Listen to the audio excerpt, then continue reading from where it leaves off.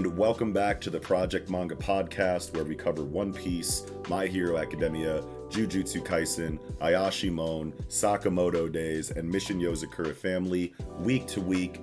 Back this week covering Weekly Shonen Jump issue number 20. I'm Knox. And I'm Mellow Yenis. And before we get into the discussion tonight, of course, we'd like you to take a look at the description down below. That's going to be where you can find individual social media accounts to follow, like Twitter, ways that you can join our online communities like Discord, listen to the Project Manga Podcast wherever you normally listen to your podcasts, and ways that you can support what we do here by checking out our Patreon. Other than that, pretty light week. Two series missing. But I feel like there's big conversations in the 4 chapters that we do have to cover today, so we might as well jump right into it. Starting with Ayashimon, chapter 20, doesn't begin to describe it. I think this is a huge chapter for Ayashimon, really turning the tension up, especially with the situation towards the end of the chapter. And I think we're about to go into some pretty butt-clenchy territories inside of Ayashimon pretty quickly here. How did you feel about this one, Mello? This was a chapter where the state of play has been radically altered. Like they've been talking about going to war. They've been talking about moving forward, but now it's confirmed that there are that fewer safe spaces. I'm really glad that they are with the Todoroki Alliance because they are mobile and that is like their greatest asset. Yes. But like thinking about it, it's like the petrol stations, gas stations, those are going to be the places that people are going to be hanging out, waiting to jump them eventually. Right. If there's, they might pull Adam Sandler Big Dad and like try to huck a spear or a stick through the wheels, get him to crash, that kind of stuff. Hang out at garages and wait for them to get their stuff repaired. Leave caltrops, leave, those like giant weird like police things that have like the nails on the bottom. Oh yeah, the spike strips. Yeah, spike strips. Yeah. So like I imagine that would be a way to kind of like curtail and like focus down the Todoroki Alliance. Hell yeah. And I like it because it flips the original script of we're going to talk to these people. We don't want to deal with Quarry Hotels. And now they're like, Quarry Hotels is the only one left. Right. We need to work with these people. And it's like Strange Bedfellows kind of thing, where it's like, the enemy of my enemy is my friend. Yes. And I still hate you. Like that kind of thing. I'm always a big fan of that kind of stuff. I really appreciate that they're doing this with the other characters while Maruo is doing his solo training stuff. Yes. Yeah.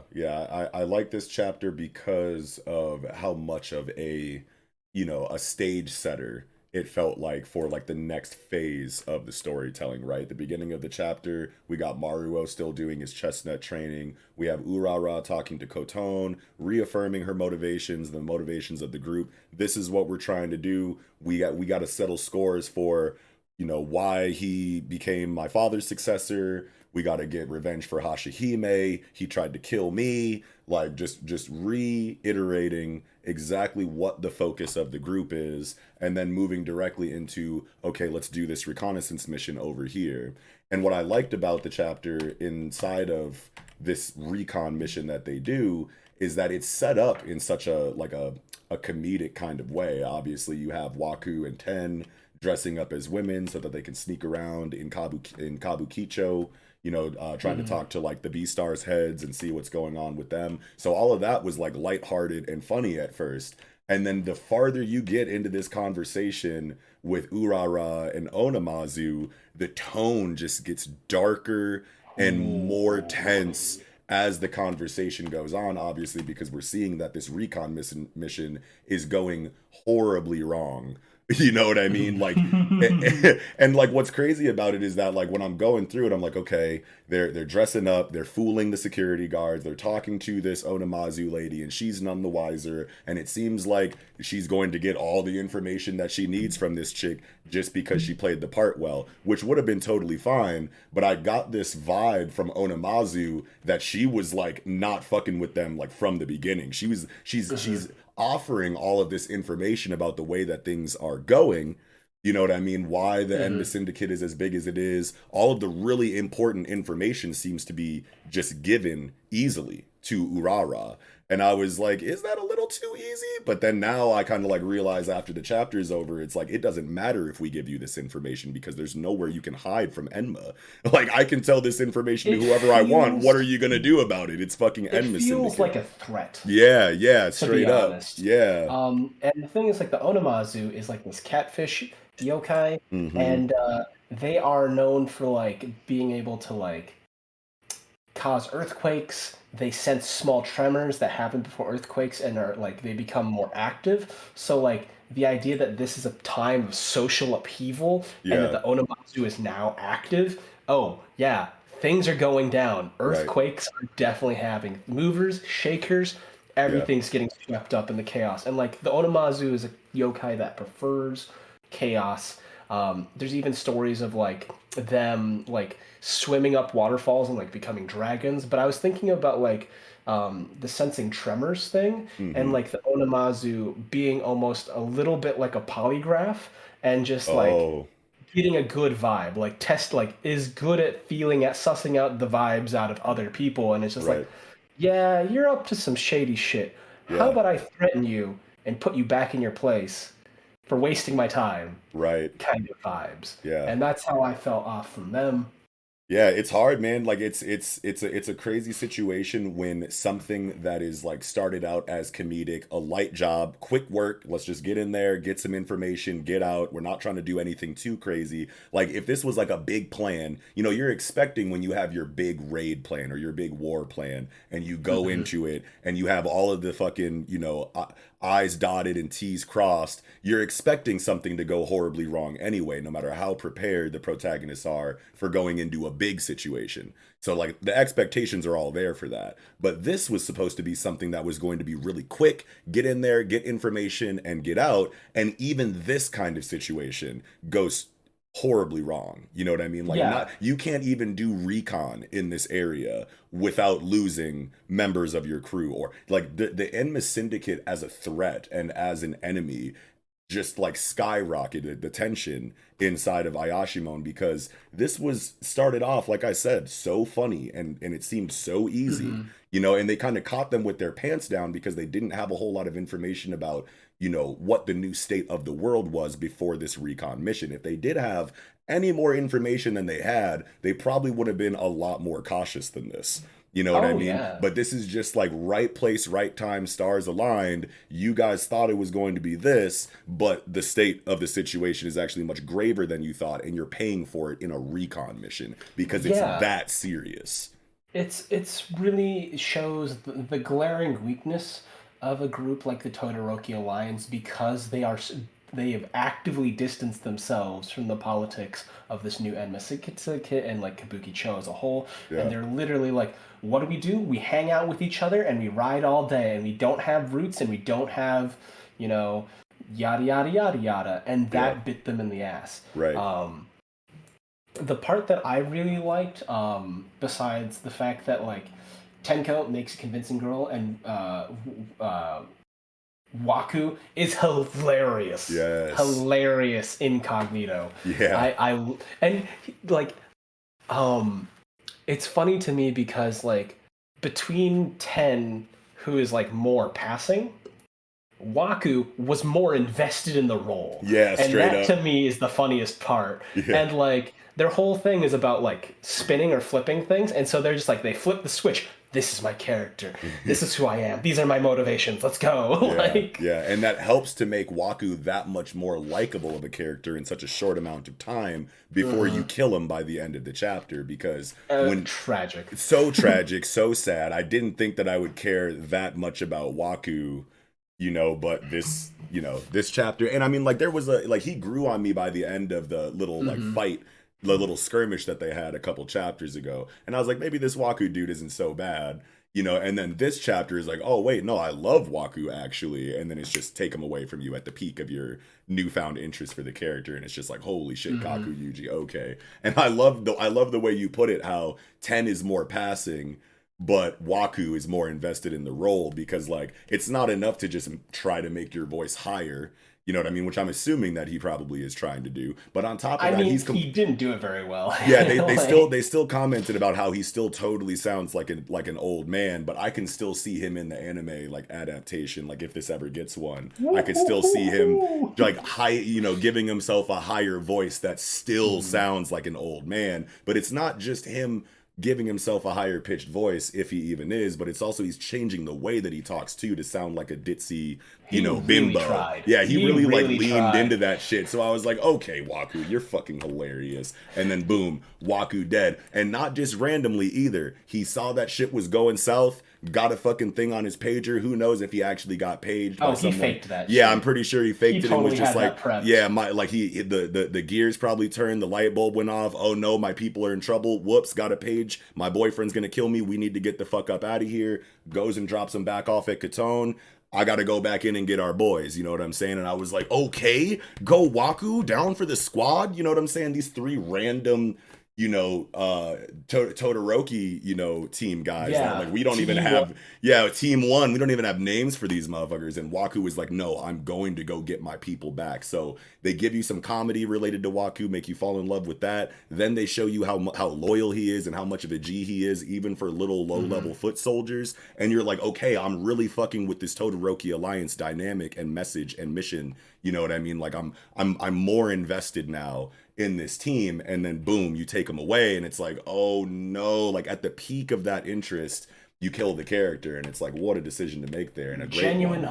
homeboys. Yeah, genuine I homeboys. Yeah, The thing is, it took me a couple like a reread to notice because like I was very distracted on the second page with like Waku and Ten, in their disguises. But yeah. then like the team one dudes, I was like, oh hey, those are the guys. Wait, they look familiar. And then I go through that part where they're the ones that got caught, and Yeah. those guys got chased. And I'm like, oh my god, how did I not notice that? Yeah, I think it But took me my I second love time that. through it too to really notice exactly what was going on, because when I'm first reading this chapter, I'm so focused on the conversation that Urara is having with Onamazu that I Hmm. didn't realize that like the art, you know, underneath the superimposed conversation was showing this situation go terribly wrong in pretty Hmm. much every way. So then I go back through it a second time and I'm like, yep, this is, and I connected all the dots and I'm like, man, cinematically, like this could be directed in such a bone-chillingly tense way.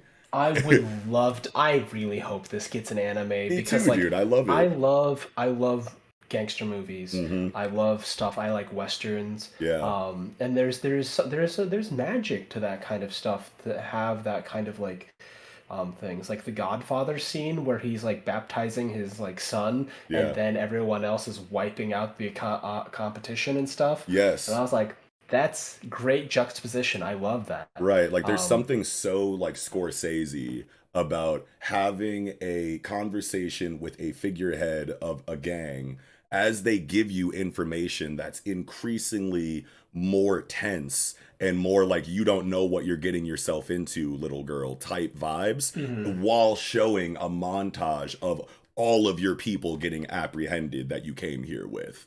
And by the end of the conversation, it's don't fuck with the Enma Syndicate. And that's when Waku's like, everything's going wrong. We need to get the fuck out of here and get our people in bounce. It's just like there's something that's just so, you know, old school S tier gangster movie about this entire thing. And if that is a vibe that Ken or that Kaku Yuji has just nailed, you know what I mean, Mhm. inside of Ayashimon. And I can't remember the last time I felt it this strongly in, you know, a shonen series at that.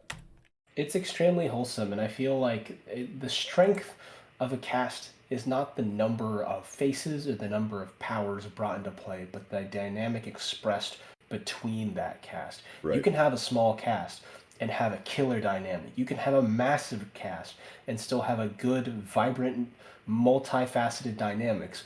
But I've seen a lot of series where they're just like, it's about time we introduce a new character, and then what about the old characters? Are they basically forgotten? Like, Yes. how far is too far where it's like, does the author seem like they give a shit about the characters? Right. Like, that was one of my personal gripes with like Fairy Tale after a while. I was like, Hmm. this is kind of cool. And then after a while, I was like, there's just so many new characters, and none of them kind of like sync stick. up in that Yeah, way. yeah. They don't leave that lasting impression. And that's something that I feel like a lot of authors probably struggle with is creating a cast of characters that actually feel like real people instead of just narrative puppet vehicles for plot progression. You know what I mean? And Hmm. when you have, dialogue that feels so organic and so natural between characters that also works as development and fleshing out of those characters in question, then that's how you create impactful performances that stick with people after the chapter is over, after the character dies, etc., etc. Because the way that Katone reacts to this entire situation makes a lot of sense, not just for what we understand of his character so far, but just in general. Even if we knew nothing about Katone besides he's the leader of this group, and then all of a sudden Waku gets killed and they fucking put his sunglasses and his scarf like on a pipe like by his dead body and shit. The way that he reacts is so like, yeah, I get it. I understand that.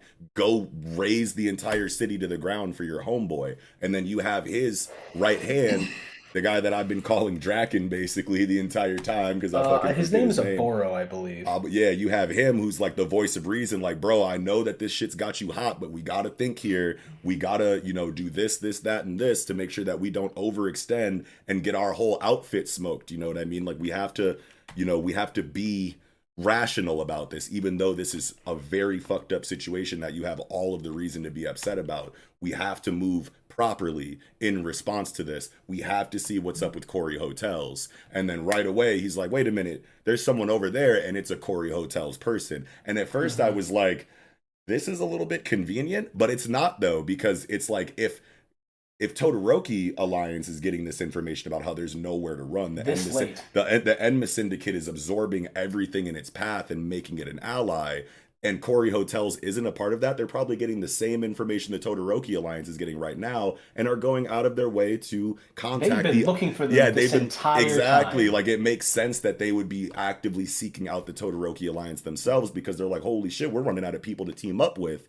And then the last two just naturally converge into each other because of the necessity for teammates. Yeah. Heard about like the Undine Cabaret Mm-hmm. replacing the Ayakashi B Stars Yeah. host club and be like, oh fuck, that's bad for business. This is really bad for business. We will be turned into indentured servitude via ritual duel if we don't get our shit together. We need to find the Todoroki Alliance. They will not stand for this. They're brutes. We don't care about them, but like we need them. Right, exactly. It just makes so much sense, everyone's, motivations and potential motivations for seeking each other out and teaming up against Enma. You know what I mean? Whether or not they genuinely believe in the Todoroki Alliance, maybe Corey Hotels is, like you're saying, just wants some meatheads to throw into the line of fire while they figure out their own situation. That makes it even deeper and more compelling if they're not immediately friends with each other after forming an alliance. Because if there's potential infighting between the Todoroki Alliance and Corey Hotels, despite the fact that they're the only two alliances outside of the Enma Syndicate left that can rely on each other, that's going to say a lot about the world that we're existing in right now, too. I think it should. Yeah. I think there's going to be a lot of headbutting on the strategy going forward dealing with this new Enma Syndicate that has alliances with Tatsuo Yamamori, the human mayor. Right. And all of this stuff. They'd be like, no, we don't want to do this plan because the cost to us is so high and the cost to you is so low. Right. Like we're not delivery boys, okay? You can't just turn and burn us. Right. Like this ain't gonna work that way. We need, equal footing when it comes to that kind of thing. Right. The part that I thought was really interesting is that top of page 18, Oboro it seems seething, and like yes, he's the voice of reason compared to Katone, but like he's a yokai that is literally born from road rage. Oh, sure. So so even he is actually pissed too, but he just has a more rational way of going about things, despite that he probably feels just as intensely about this as Katone does. I'm waiting for him to fucking lose it. Yeah, but it's his job to make sure that the entire faction doesn't collapse under the, hot-headedness and, fucking short temper of Katone. You know what I mean? So like they both feel equally upset about the loss of Waku, but Oboro needs to be the one that holds Katone down. Otherwise, the entire group is fucked. It's interesting because, like, as a yokai born of road rage, you'd think that he'd be more susceptible to that, but maybe because that is his origin, he's had a longer time dealing with his own anger and therefore has a better handle on it. Right. I don't know. That's just an I idea. like that. Um, so I kind of want to talk on the new Corey Hotels introduction, Yes. Inari Aburaya. Mm-hmm. Um, Junior assistant manager for the Corey Hotels. Um, Inari. She looks a lot. Did you read Jigo Karaku? No, I Okay. still need to work through that. I started like the first like 10 chapters and then Yeah. I got distracted. Yeah, I remember you saying that you were starting it a while ago, but this character design for Inari Aburaya just reminded me a lot of Yuzuriha, the like kunoichi, like female shinobi from Jigo Karaku, at least aesthetically. And maybe it's been a while since I've seen her, but she just has that like frisky, succubus type like look to her that reminds me of her from Jigo. So I just wanted to throw Yeah, that out. I get that. Yeah. The leaf on the forehead made me think that she was initially like a Tanuki because of the shapeshifting ability, but her Mm. name is Inari, which is a Kitsune, Oh, sure. which are also shapeshifters. Right, right. So like I can totally get that succubus vibe off the Kitsune. Yeah. And the part that I thought was really interesting was her last name, Aburaya, which Mm. means oil merchant. So if you go back to, to page 10, the little old, like the really dapper, scarred up potato head Yeah. that like Dopo is working with, Yeah. I thought his name, he looked like a yokai, like one of those like pictures of yokais that was an oil thief. Okay.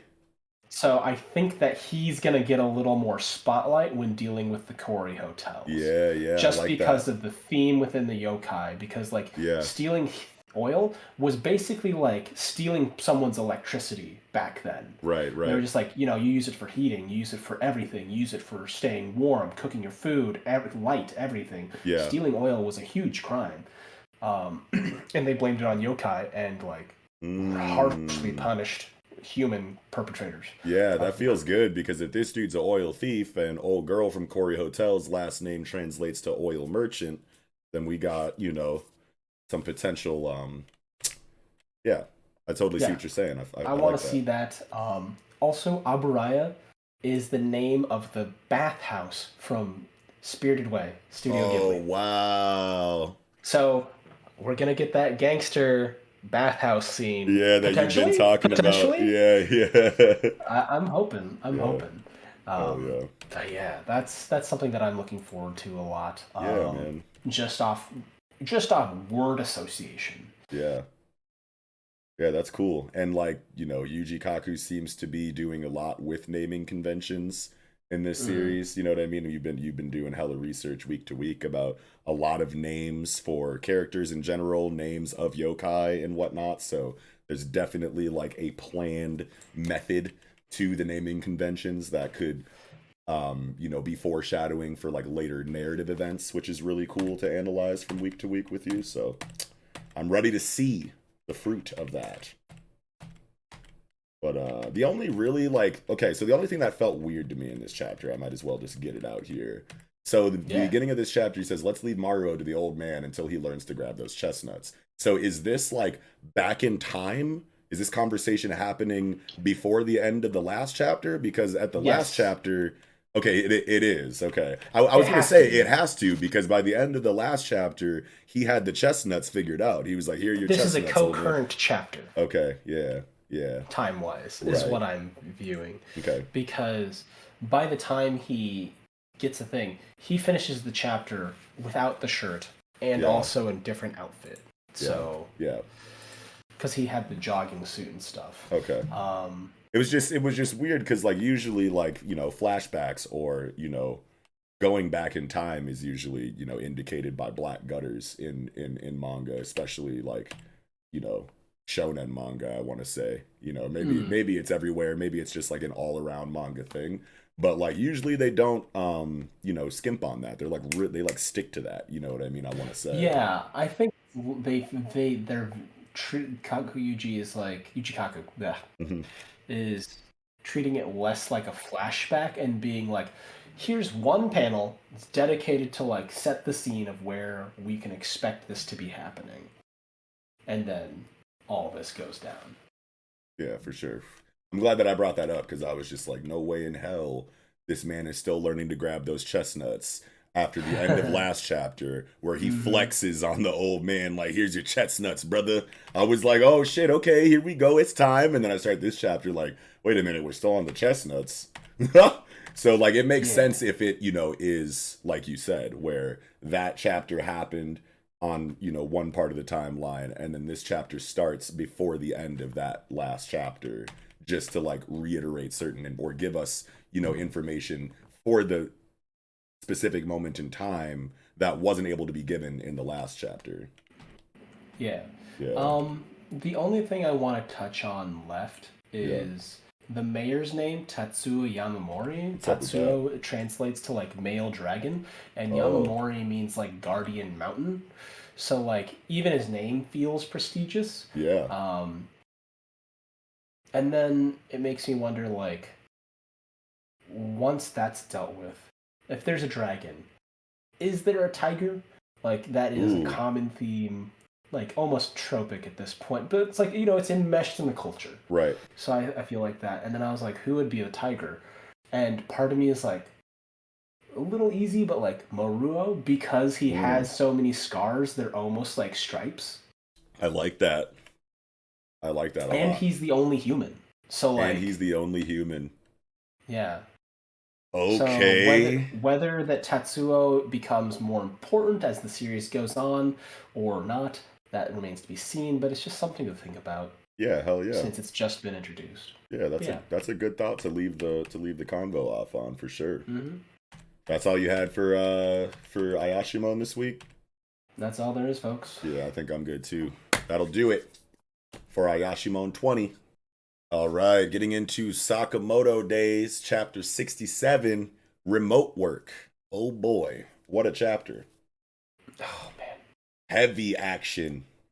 So much action. Yeah. I really like the Shania. He's very bland, but like the concept that surrounds him is so interesting that I'm just like, huh.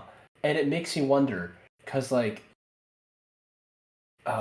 Slur or X's or whatever name we're going with now at this point, because he's been given several aliases. Yeah.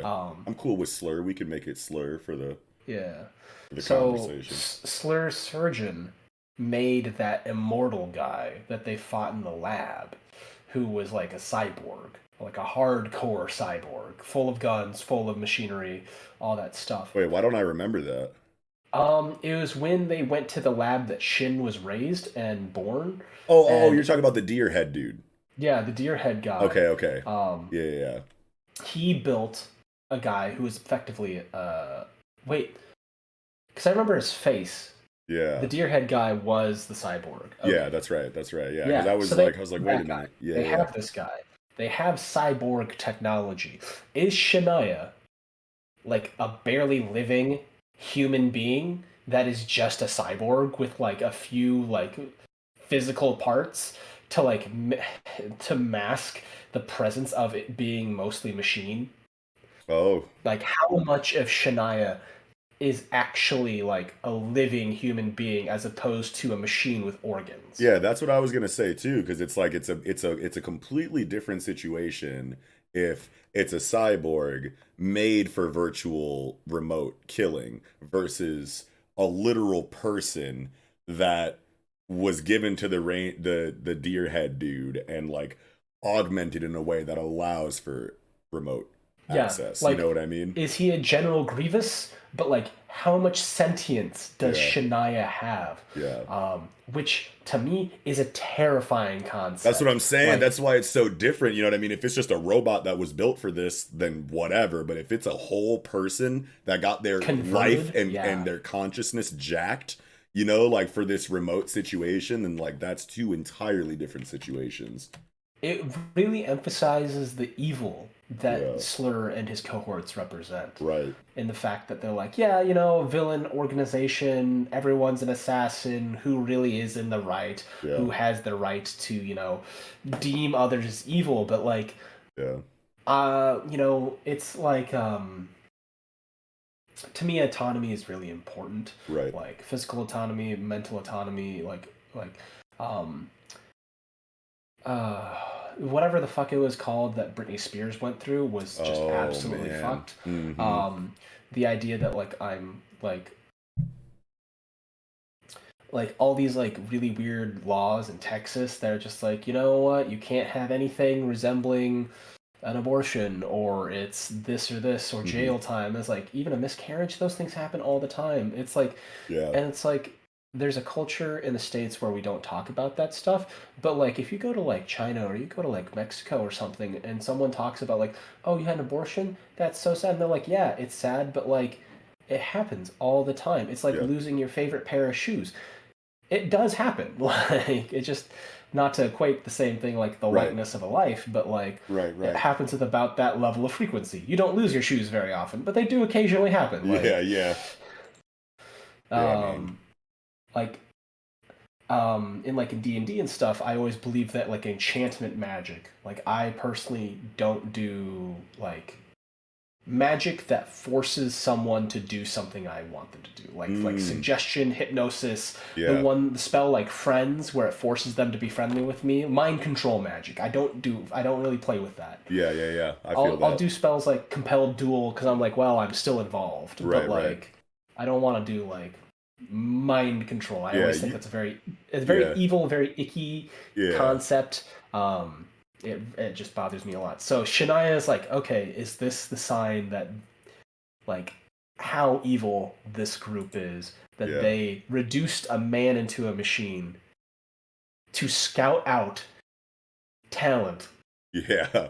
Like this was a failure of theirs. Someone that they like recruited, they did not have enough talent.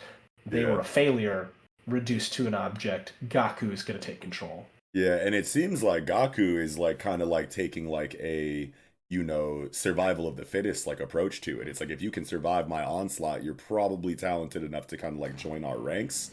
You know what I mean? He doesn't give a fuck about the game. He instantly took the tail off and said, "This is annoying, like whatever." So like he really doesn't care about like what's going on during this exam. He's literally just No. there to run up on people, attack them, and see if they survive. And if they do, hey, do you want to be friends and join our faction? How do you respond? Shit. Yeah, it's How kind do of you like, respond to overwhelming power? yeah, How do you respond to a viable threat? yeah, And he's judging them based off that metric. yeah. Oh, because like Torimaru, I don't know the hypochondriac's name. It's not Kaji. He's the other special recommendation. Yeah, I'm drawing a blank. But yeah, Mafuyu? Mafuyu, yes. Yeah. Yes, Mafuyu, thank you. Yeah. So Mafuyu and Torimaru immediately fight. Shin immediately fights. That puts them all on Gaku's radar. Right. And now he's going to test them. And like this fight was wild. Yeah, They're it's fighting crazy instructors. because he's like sitting there talking to him, you know what I mean? Like while the situation is still unfolding back at the exam, but time kind of like stops for a moment, you know, like while they have this conversation about VR, this is the era of remote killing. All of a sudden, whoops, I can't move anymore. What the fuck is going on? It's like, look through your heads up display. It's like, can you put my visor back on for me? And he's like, all right. And then he puts the visor back down and it goes into the heads up display view. And it's like I love that scene. Yeah, that was just such a cool, like that was such a cool spread to get because they're like, everyone is just so casual. You know what I mean? Like no matter what's happening, everybody is so stoic that they have like all of their emotions like taken from them because of this profession. So like that's like a really cool dynamic to get where things are like really high octane, high stress, dire situations, and everyone is just like low lit expressions like another Tuesday type shit. Yeah. You know what I mean? So like that's just a cool vibe to always get in Sakamoto Days. But like even after he activates and he's like, oh man, I hate school teachers. Boom! Fucking like grabs the dude by the neck. He's like, I got a weapon. I was like, what does that mean? I thought he was gonna squeeze his fucking head off and then fucking like launch the head. But no, he literally just takes the whole body and fucking slams it into everyone in front of him, and some people get like ripped apart by this. Yes, Like I'm yes. seeing like That's why torn I'm off like, limbs and shit, and I'm like, holy shit, bro.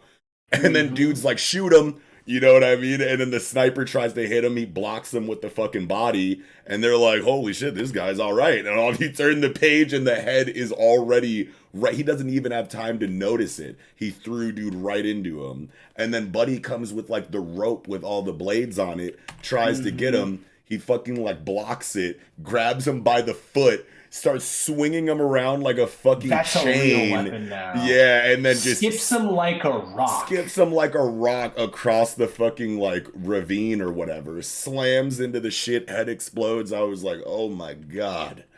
The choreography is just never ever anything close to a disappointment in Sakamoto Days. I really love this one where it's Yeah, like Gaku is so scary, like he's yeah, so strong because like we like since it's been a while, like part of me is like, oh yeah, he did wipe out an entire assassination organization with like two other dudes yeah, again. yeah, Like he could do it again. Like he went toe to toe with oh, what's his name? Takamura, the yeah, creepy old swordsman, yeah. like the mumbling swordsman. He got whooped by that. By like he got no Yeah, dipped by that motherfucker. but that was the only dude that could stop him. Yeah, straight up, straight up. Literally the only dude that could stop him at that point. Yeah, So I think it's crazy because like I loved the aspect of they try to restrain him physically. He yep, whacks him. They hit him with a gun, sniper rifle, classic assassination. yes, Doesn't work. They go with like the string weapon, very much like 1010 from Naruto vibes. yeah, And then he just ignores it. He's like, I don't need a weapon. I just need a body. I yeah, need to. I'm gonna beat a motherfucker with another motherfucker. Like it's like, oh, that's yeah. so metal. And it And it's makes me just like, wonder, like, what's up with this body that's being used by Gaku? Like, this has got to be the strength of the body he's controlling, right? It's not some kind of like, I'm in control of the body now, so all of my strength is this robot, or, you know, it whatever. has to be something that they spec'd up to match Gaku or Yeah, something. something like that. Yeah, that's the only thing that really makes sense because it's like we were talking about, what the situation could possibly be last week. You know what I mean? And hmm like, I How think, much is Gaku? How much is Shania? yeah, and we were talking about how we really just need exposition on the technology, itself before we can really, be certain of anything. But now that I'm thinking about it, now that I got this second chapter, it's like it really only makes sense that this actual body is this strong on its own because it's like reflexes, sure, that can come from Gaku, but like strength, like how could Gaku It has to be the transfer his body. strength remotely via the headset to this, to this Kid. vehicle, to the vehicle. Yeah, exactly. You know what I mean? And it could, it could happen. You never know what the explanation of the technology is going to be. But like I would rather just like put stocks into the Shania character than think that the Yeah, technology can absolutely. I mean, can look at his transfer strength arms. and speed, you know what I mean? Like physical stats being transferred remotely just doesn't make a That's whole lot of insane. sense to me. Yeah. Like I think I'm looking at like his like character design, looking at like the legs and like feet that he has. He has like these weird boots and gloves that like reach deep into his sleeves and pant legs. Yeah. Um, I think it's just mechanical arms and legs, to be honest. Sure. Um, and then they have like just like the heart and stuff in the head, so that it has enough electricity to transfer the nervous controls to the rest of the body. Sure. um and then also to be able to pass like a physical exam and like I'm a real person, Yeah. like Ooh, there you go. Yeah, sign me yeah, yeah, up, for sure. like sign me up, I'm here to take the physical exam, donate blood, cool. There's a little like tube built into the arm that like brings blood from the heart and stuff, Yeah. that kind of thing. Because how else are they going to sneak a drone of a man Right. into there? The part that I thought was really interesting was when Toromaru and Mafuyu like counterattack. Okay, so Gak, Matthew is wait. Is it the okay. masked kid, Yeah, that's Matthew? Yeah, yeah, yeah, yeah. yeah. I Okay. believe so. If we're Yeah, I think wrong, that's right. feel free to correct us in the comments. Yeah, for sure. Respectfully. Yeah. Please. It's the internet, but like I got feelings. I'm a delicate Yeah. soul, baby. Like, be nice Yeah. to me. Funny as hell. Yeah. Or it's um Kaji. Maybe it's Kaji. no, Kanji is the one that was really shy and Really had like the shy. little like the classic like winter hat that like Yeah. white stoner kids had in college. Yeah. The You know what I Fargo mean? hat. Yeah. Argo hat. There we go. Yeah. Uh, Yeah. Okay. So so Mafuyu like is the hypochondriac. Yeah. yeah, with like the boot heels of doom. Yep. Yep. Um, but like on page 17, Gaku impacts the ground as if Hmm. he's reacting to a physical force, Right. which I find really interesting that there's like, that The reaction. ground breaks around his feet. I didn't even notice that. Mm-hmm. So So that wait a was minute. So if force can be transferred from the body to Gaku in this remote location, then it's not totally outside the realm of possibility that his physical stats are transferred to the vehicle that he's yeah. operating, I guess. Or is this just a moment of like suspension of disbelief for the sake of manga and this effect of like for the sake of effect, right? Sure. Like I feel like it's more in that per Sure. se, just to It be could like, totally be that. I want to say you don't go out of your way to show this detail in the floor this way unless there was like a rational explanation that's tied into the exposition related to this VR technology. Which we could get or we might not get. It's Sakamoto Days. It's half a yeah, comedy. You never know, like how deep they're going to go, in any one concept when, your series is half yeah. comedy.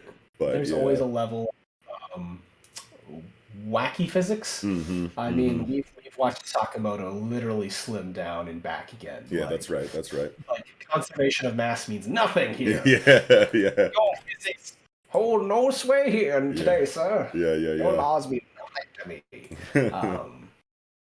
But like, I do think that's a really interesting example of like, how does that work? But I do appreciate that fact because it really translates the whole what's happening. Mm-hmm. Nice.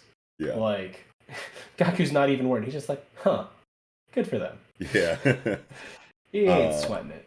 The part that was like really interesting to me is that like once the Gaku robot starts like really turning up on everybody and killing people, you got the examiner that's like, well, there goes the test. Save yourselves. You've got your whole futures ahead of you. And like that says so much about this international assassination,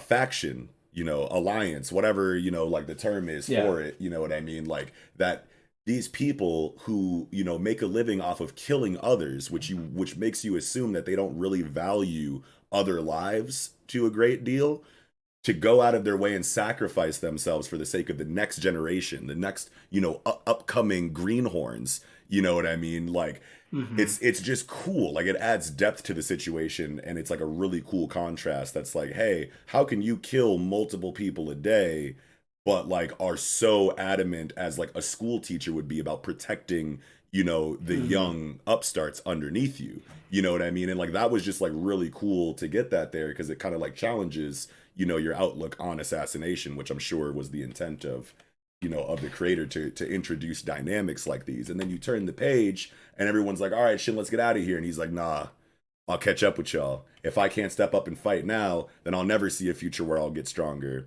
And then going back to the point that I was making about this examiner caring a lot about the future, generation of assassins, you'd think that he would go, oh man, this kid's different, like I was expecting like some kind of line of dialogue from the examiner, like, yeah, this kid's got what it takes, but he instantly goes like, no, you're dumb as hell. You're the type to die young, fucking around with this assassin shit. Like it ain't a game shit. like that. Yeah, and I was like, oh shit, okay. It's just like so like I just feel so many layers inside of the amount of thought and depth that the creator of this series has put into this job, this role, that is the main focus of this world. You know what I mean? It feels so thorough. It feels so thoughtful.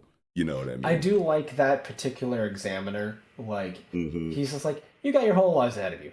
just run. Mm-hmm. Oh, you're not gonna listen to me? Yeah, you're the type to die early. Yeah, Like, it's like y'all are dumb. can't fix stupid. You're a That's the saying. dumbass. Yep. Whoops. Well, there you go. Yeah. See ya. It, I good luck. tried. Yeah. I did my diligence. Right. And like even the other examiner that Gaku just Yeah, shredded. dude. Wow. He was like, "There's two fundamental qualities of a good assassin: love and discipline." And I was like, "That doesn't really make sense." Okay, you tell yourself whatever you need to sleep at night. Yeah, for real. You know. And then Gaku's just like, "That's bullshit. You're a Yeah. hypocrite. I'm gonna use you." It's just such a cool, situation to have in a story about, literal contract killers, that there is such a, deep and like respected culture among them. You know what I mean? Like, you're a part of our, way of life. We'll go out of our way to protect you to the best of our abilities. But as soon as you show like any amount of weakness that lets me know that you're not worth saving, then I don't have any second thoughts. You can go ahead and die for all I care. The concept of like honor among thieves, right? Type it's like shit. Yeah. you don't steal from those in the business. So like, Yeah. hey, you had shitty circumstances, and like you're trying to make a living by stealing. Yeah. You're not gonna rob other thieves that are also trying to make a living and survive any way they can. Yeah. It's why like I was watching a series, really good Western actually, called The Harder They Fall, starring Idris Elba and a couple other people. Nice. It was like an almost pretty much like 90% black Western. Nice. And there was an element where they were just like, there's these bank robbers and they get ambushed and they're like, "You're robbing us." And they're like, "You don't know who you're messing with." And he's like, "Yeah, we don't rob banks, we rob you." And people are like, "We don't really see a difference." And they're like, no, you fucked up. Our boss is gonna kill you. It's not about the banks. Like, it's deeper than that. Yo. Yeah, no, I think it's really funny. The only thing I have left to say, like, beautiful fights. I love the choreography and like the speed that this has been like given, like right. the impact and speed that was shown off in this series. I love the little like VR headset, like what does Gaku see? Yes. Kind of thing. I love that little window into his kind of viewpoint. Helps so much for immersion.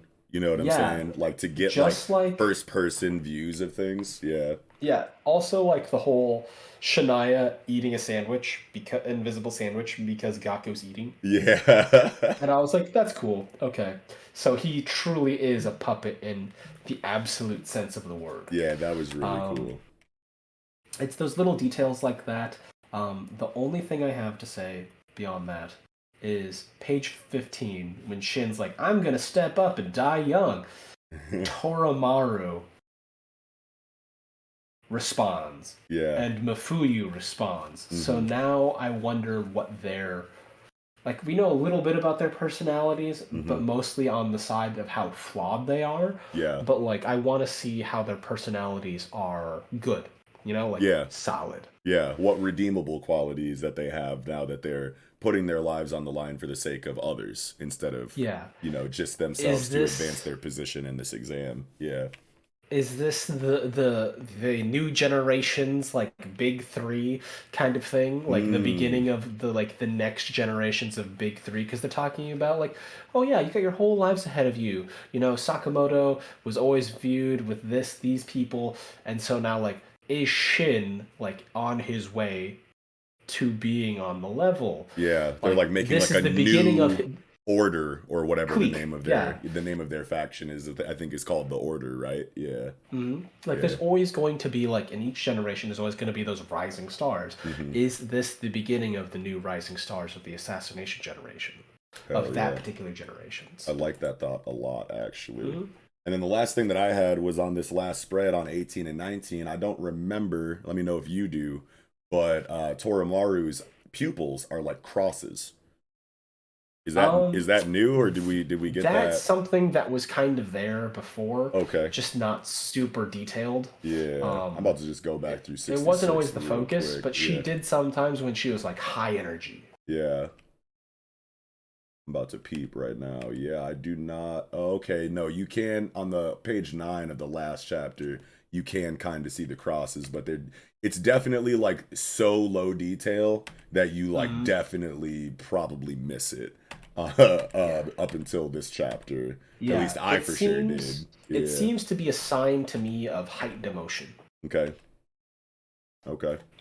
Yeah, I wonder if we're gonna get any more for that. You know what I mean? I definitely, like shonen, stories and eyes, like special eyes are like a big Always. thing, you know what I mean, inside of this area of manga storytelling. So whenever I notice like, different, unique, quirky, like eye details, I'm like, what's that gonna turn into? But yeah. So I just wanted to point that out. But it does look like that was there prior to this chapter, if like really vague and in the background. It still, was Yeah, kind of it's there. subtle detail. Easy to miss, but this seems a lot more, pronounced and vivid in this chapter on this last page. So I'm excited to see what happens with that. But Mm-hmm. that's about all I had for Sakamoto this week, though. Yeah, same. All right, cool. All right, moving into Mission Yozakura Family. Mission 126, My Precious Family. How do we feel? Pretty straightforward chapter this week. I thought so too, but like, it's important for like Koichiro. Mm-hmm. Like, I'm really glad that this is the direction that the series was taking because we were talking about how many death flags there were for him. Mm-hmm. And like, I like that they're not following through on that trope and like going down the same path, but then finding a detour along the way that follows like in fiction sense, like Yeah. follows like the fictional logic. Right. There's an alternative way out from like the dark the dark path. Hell yeah. So like I appreciate that a lot. Yeah. I think that that's important to like occasionally subvert expectation and trope. Yeah. And not in a way that makes it feel like a death that was faked out. You know what I mean? Like Yeah. you can allude to, you can give as many death flags as you want to a character. Yeah. But like if you never actually, if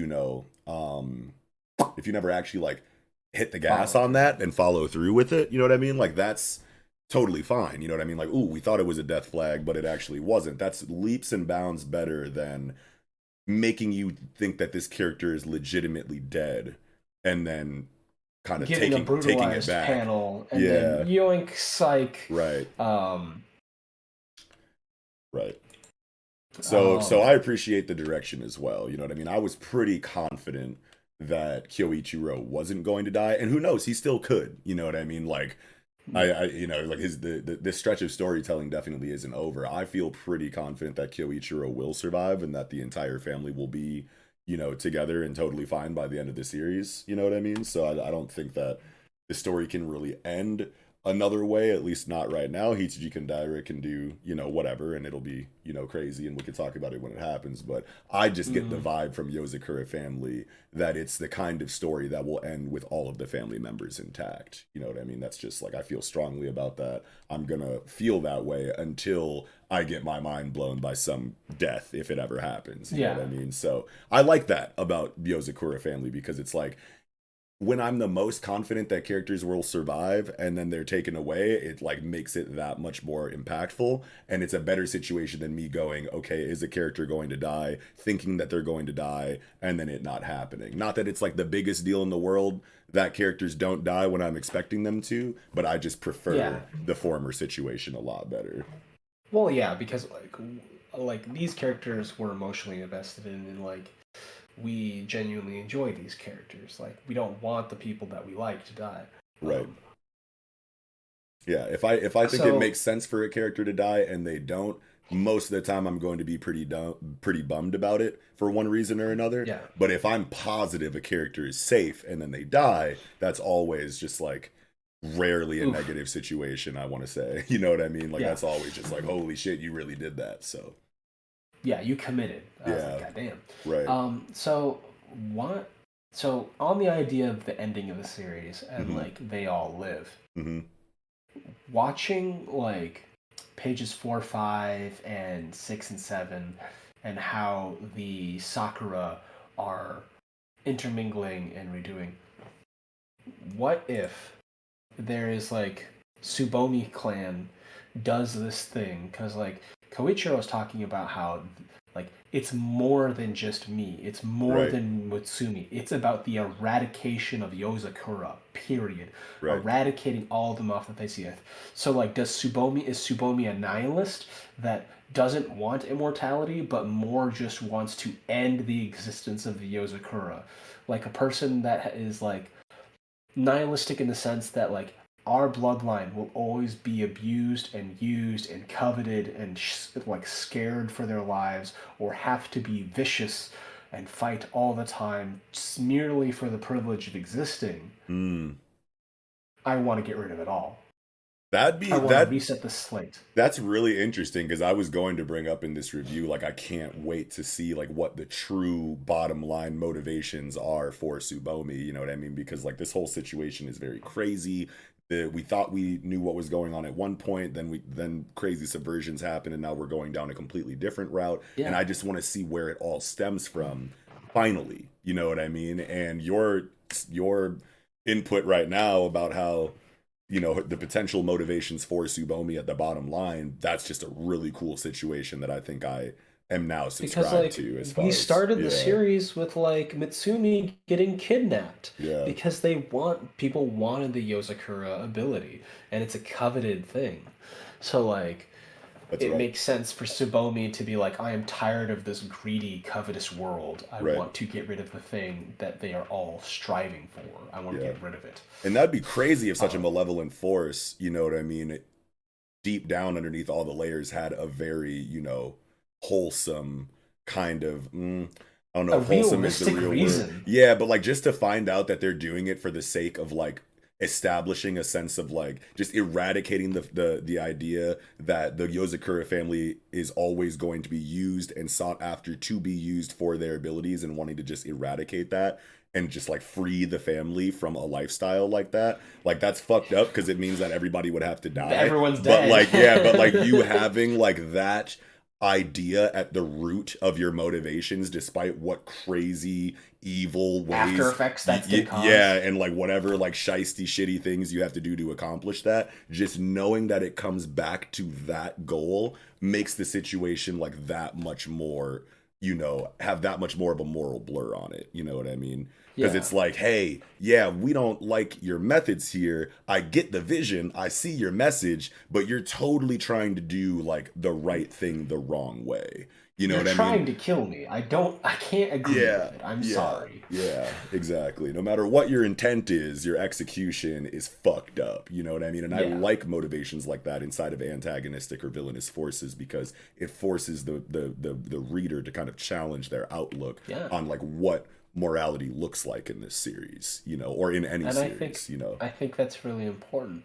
Um, Yeah. the one thing I was thinking about, there was this point where they're going over the movies, right? Their Hmm. favorite movie, Yeah. and how Mitsumi and um, Taiyo were talking about their favorite movie being this movie where they struggle and eventually they die together. Hmm. Um, part of me thinks that like combining the idea of I believe what Tsubomi wants, this plus the fusion of the flowers and overwriting it, there could be a moment where Tsubomi gets what she wants, so she believes, but I imagine, what if they reverse engineer the abilities that they use, right? To like regenerate, and how whole new strain of Yozakura survives and regenerates the family that we've come to love. Mm. So like Oh. blank slate, zero sum game, everyone dies, everyone loses, but like after a winter in the spring, new sakura trees bloom, Mm. and then things regenerate. Yeah, I was thinking about like the possibility because like when we got the confirmation in this chapter that like confirmed like our idea and probably a lot of other people who follow the series idea that Taiyo's blooming directly counters Kyoichiro's new blooming. You know what I mean? The way that Yeah, the I can't Tsubomi poison bloom. yeah, I can't remember the name of this like white-haired character in the ball cap that's like really good friends with Yeah, Kyoichiro. I just call him the president. Yeah, the president. There we go. Because we were talking about it as soon as like we got the chapter where, you know, him and Tayo have their conversation, like ever since then, the ideas were kind of like coming that like he knew that, you know, Tayo's blooming would be a good, you know, counter or, you know, at least a good fight against Mix. Kyoichiro's new situation. So it's cool to get a confirmation on that in this chapter to see how their bloomings interact with each other. But like there's always this thought in the back of my mind that like, yeah, even though this kind of fell into place like a puzzle, like what if Tsubomi was had all of this accounted for as well? There's always the possibility that, you know, Tayo and Kyoichiro's, you know, situation here was, you know, planned for and thought of by Tsubomi, and maybe they want this confrontation to happen so that their bloomings do mix to create some new level of strain or whatever that was totally and entirely accounted for by Tsubomi, and this is just like activating another leg of that master plan. I think that that would be really crazy That too. seems way five-headed to me. I'm sorry, could you say that one more time? Like, Hold on, you gotta run that back because your internet kind of dropped out for a moment. Oop. For me, it's like that seems like a level of five-headed that seems almost too much. Sure, like sure. Sosuke Aizen kind of level preparation. Right. I'm like, that's insane. Mm-hmm. That doesn't like. I was just like I could see it because, you know, mastermind, big brain villain. Yeah. It's ancient and evil and like, you know, is always constantly scheming, etc., understanding the weaknesses of sympathy, etc. Right. You know, things that have no place in the world of assassins. Right. But all of this stems from Tsubomi. Like what's happening to Kyoichiro stems from Tsubomi. Mm-hmm. What's happening to Tayo stems from Tsubomi. So why wouldn't Tsubomi know how these two bloomings interact with each other if they both come from her? You know what I mean? So yeah. I still think about, because I remember I mentioned it last time where we were talking about like she's not accounting for Tayo's different bloodline. Oh yeah. You were saying that last week. Yeah.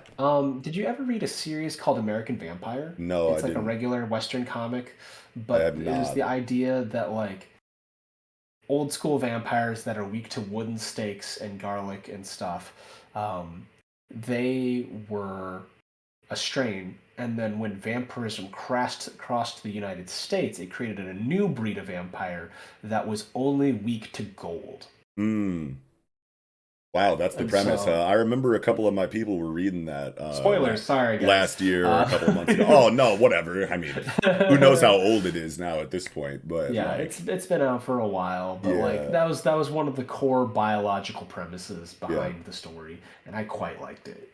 It was a great. That's tight. I liked that. Yeah, I remember you talking about it last week. You were like, "Well, Tayo is like kind of like an outlier in this entire situation because he wasn't born a Yozakura, he was married in. Yeah, he's a graft. Yeah, and then injected with, you know, Mutsumi's blood later. So like the plan of Tsubomi, you know, might not have been factoring in Tayo as you know, an anomaly or whatever. Yeah. We were talking about that last week. It makes me wonder what the president knows. And like what the president expects, because I know they hyped him up to be like this like biological super genius that's like taking everything into account and combining all of it into like a human supercomputer. Yeah. But at the same time, like, how does he know that Tayo will fix him? Right. Or is it just the idea like he expects Tayo to fix him because he knows a little bit about the Tsubomi problem and has like a good idea of what's going on and understands Koichiro's mentality and why he's willing to throw himself away for the sake of the family. He's like, nah, my friend's being stupid. Go fix him. Right. Like, go beat his ass for me. Give him a hug. Yeah. Tell him he's being stupid. Yeah, and I was talking about it last week too. Oh, no, keep going. Sorry. Thought you were. No, go ahead. Oh, well, I was just gonna say, like page 14, right?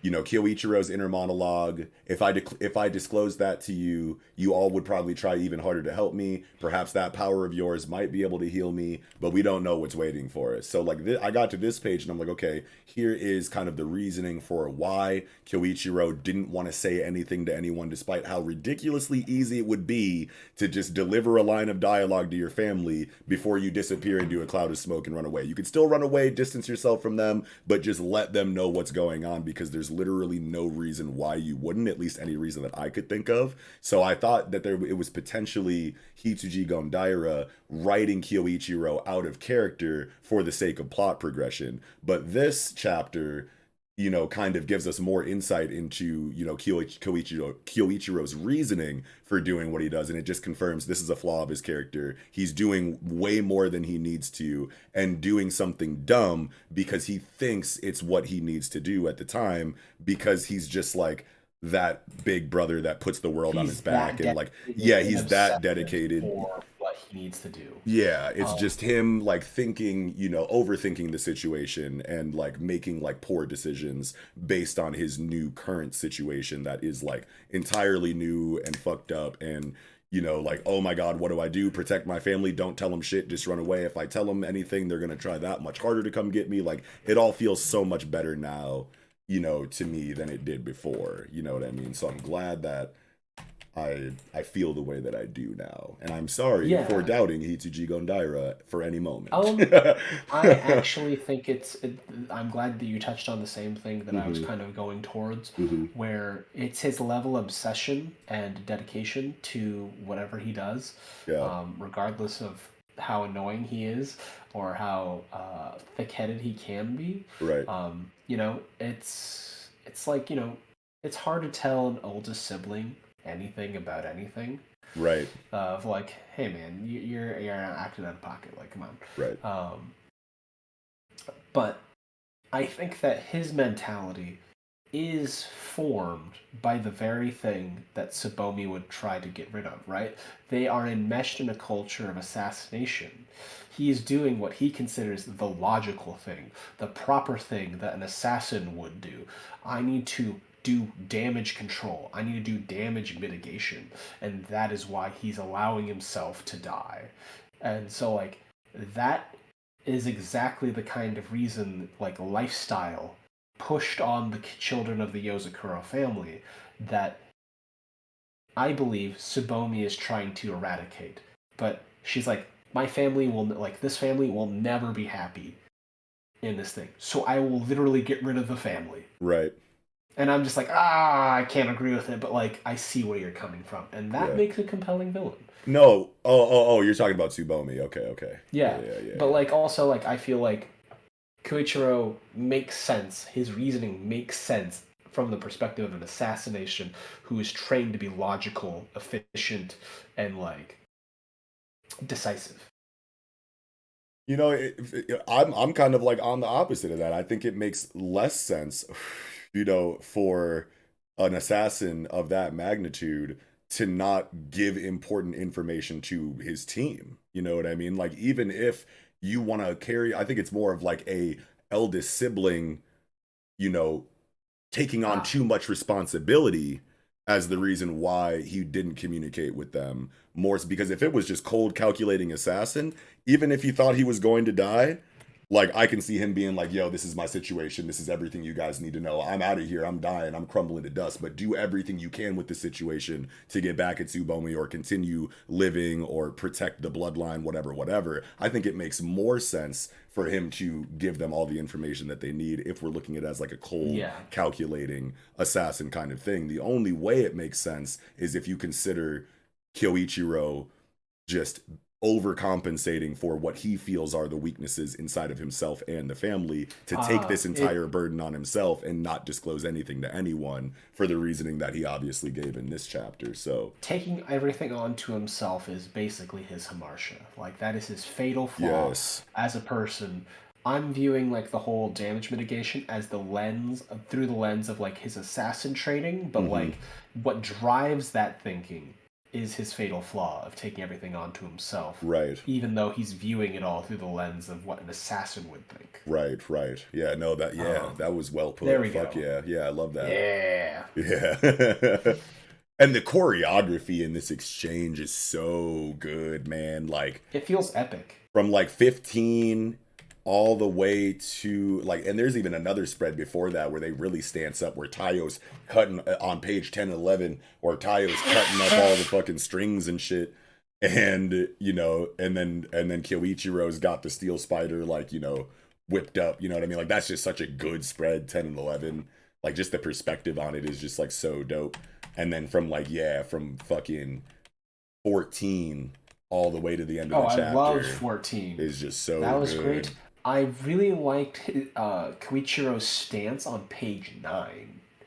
It's like, I know what you're thinking, but I won't let you lay a finger on me. And the way he's just like crouched, he's kind of slinking, but like Yep. it's like a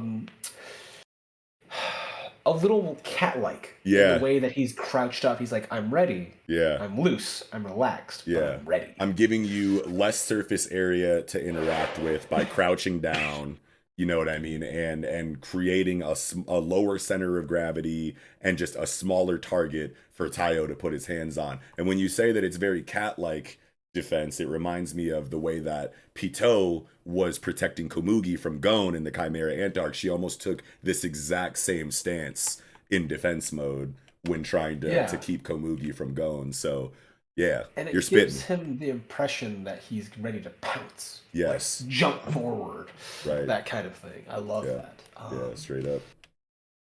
But despite all the flashiness and like the skill that Koichiro has, it's kind of sad. Like page 16, he's like, the threads are so feeble. I never thought they were his. Yeah. Like To think his threads have gotten this weak, I was like, oh shit, because it did make sense. I was like, wait a minute, if Kyoichiro, yeah, I was like, if Kyoichiro is trying his hardest, how is Tayo being so effective right now? Like, how is he breaking the hold of these threads and just bursting through this defense that he's never been a match for up until this point? And then boom, the threads are fucking weakening because Kyoichiro is like on his last legs right now. And it's like, oh man, that adds like a new layer to this entire situation with that information. I love it because it equalizes the playing field in a way that makes sense. Yeah. Um, Yeah, straight up. The only thing I have left to talk about really is I love the last scene where, unlike a regular fight, he literally lets go of his weapon and embraces the person he's fighting with. Right. And now we know that like wholesome. this is the end of the fight. It doesn't come down to an attack, landing. It doesn't come down to anything like that. It's I threw my weapon away. I've subdued you. It doesn't have to do anything with that. It's like, hey, come here. I've reached you. Yeah. That's the win condition. Yeah. Full embrace, no weapon, gotcha. Kyoichiro is probably not going to fight anymore after this. Like he's probably going to be like, all right, bro, you got it. Like you did it. You know what I mean? You reached me, and now the ball is in your court. We're doing things the Yozakura family way. At least is what I want to, at least what I think will be the next chapter. Yeah, I feel like this is the moment that teaches him humility. Yeah. And, like, maybe gets him on a better path to that. And it's going back to like fictional character wants and needs. The character starts out with goals and motivations that are tied to a very selfish want, what they think they need in life, and then a life lesson comes through that shows them what they actually need, that makes them look back on that prior want and go, I never needed that, this is what I need now. You know what I mean? It's just like basic character arc structure, but like the execution on it is everything, even though you can tie it back to a very easy to explain thing, kind of like the way I just did. It's still the way that you execute on that foundation, that those building blocks, is what makes a spectacular character arc. And the fact that Kyoichiro has been so enigmatic up until this point, where now we're getting all of this pathos and we're getting all of this deepening and further fleshing out of his character, it makes this kind of moment feel like it could just be so epic next chapter if it really does kind of fall into the want need structure of regular character arcs, to then bring it back to something so basic after having such a complicated, enigmatic start to the character arc, just makes that execution slap that much harder on such a basic premise. I appreciate that they kept on the whole mysteriousness part until these recent chapters, where we are getting pure, unfiltered thoughts from Koichiro's perspective, which is like a very rare moment. Yes. So like that purposeful choice makes a lot of these scenes more impactful. Absolutely. But yeah, that's all I got for this chapter. Yeah, man, very straightforward chapter. I'm glad that we were able to get as much as we got out of it. I mean, there was a lot of Kyoichiro introspection that could be dived into, you know what I mean? And obviously the perseverance of Taya was like a major thing too. But I really like the conversation that we had about like the potential true motivations of Tsubomi, and I can't wait to see, you know, whatever comes from that. See if we were spot on, if we were totally off, whatever. But let us know in the comments what you think like the bottom line true objective of Tsubomi is. That'd be a cool conversation to have down Yeah. there. But all right, that'll do it for Yozakura this week. Good shit. All right, getting into the final chapter of the night, Jujutsu Kaisen, chapter 181, Tokyo number 2 colony part 1. What a chapter we have here. Double color page, got the inside color page and then the spread. Love them both. Holy shit.